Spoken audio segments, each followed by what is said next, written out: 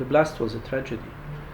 It was a tragedy, mostly tragedy for people's lives.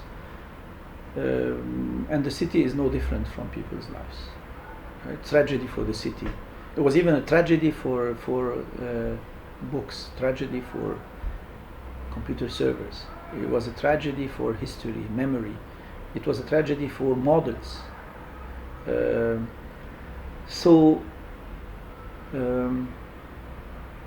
What transformed us in this blast is the sort of recognition we had to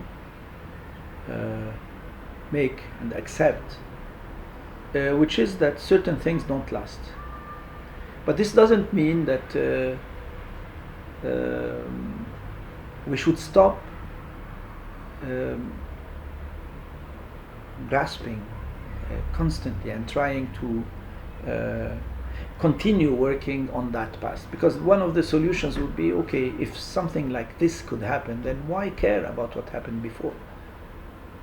Right? Why care? I mean, a blast can take community away, it can demolish a whole city, so why care about history? Just forget.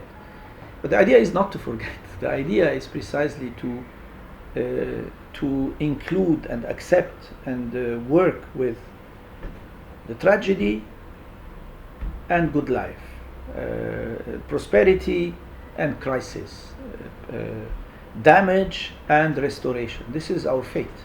This is what we are as human beings. It's like Sisyphe, right? We just continue trying. What the blast did also is show us ugly things. The vultures that come when there is tragedy, and we do have vultures. The day the explosion happened, I was under the building, so the glass of my car, the shields, front and back, were broken. I was in the car. I was about to get down from the car to get here. Probably if I got here 5 minutes earlier, I would have died, because the glass were in front of the desk where I sit blew up, and the screen was damaged and so on. Just to give you an idea, some people did not make it precisely because they weren't lucky enough. So they were at a certain moment somewhere and they were saved. Some other people were fortunately somewhere where they got hurt or died. So it tells you also about the precarity of things in life. Why do I say vultures? Because my car was here for 2 days until I came back to take it, and on the handle of the car, you had 2 cards.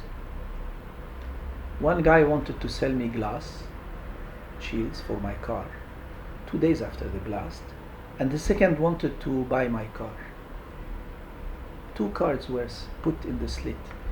At the same time, you had thousands of young people running to try to help in the city.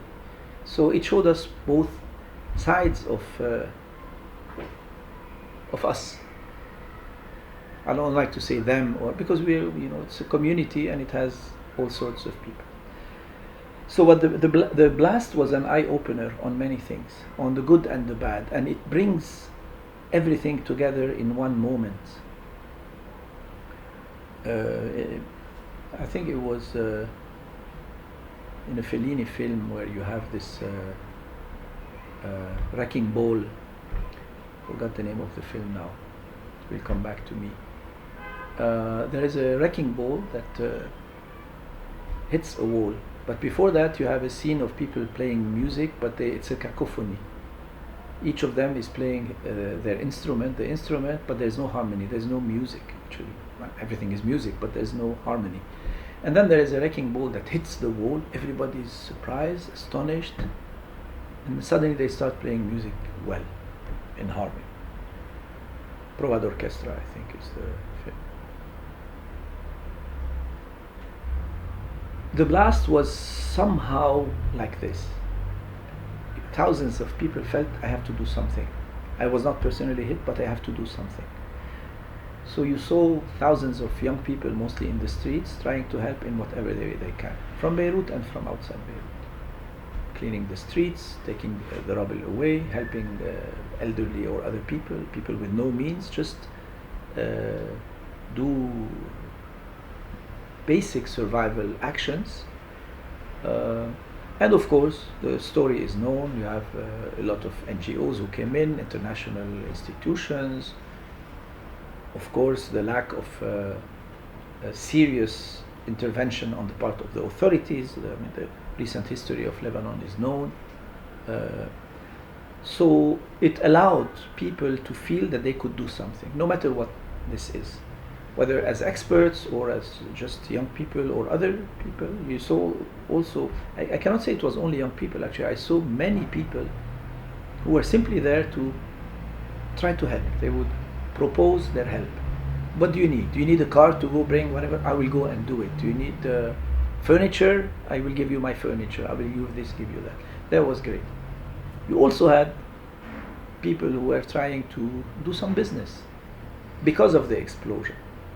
People who wanted, for example, to propose to buy your building, demolished building. People who would use this opportunity to kick the dwellers out and gentrify the area, the building, build a tower, what have you. These also exist. So you have all sorts of things that happen after a blast like this. And I think it will take us years to realize and understand what all of this means.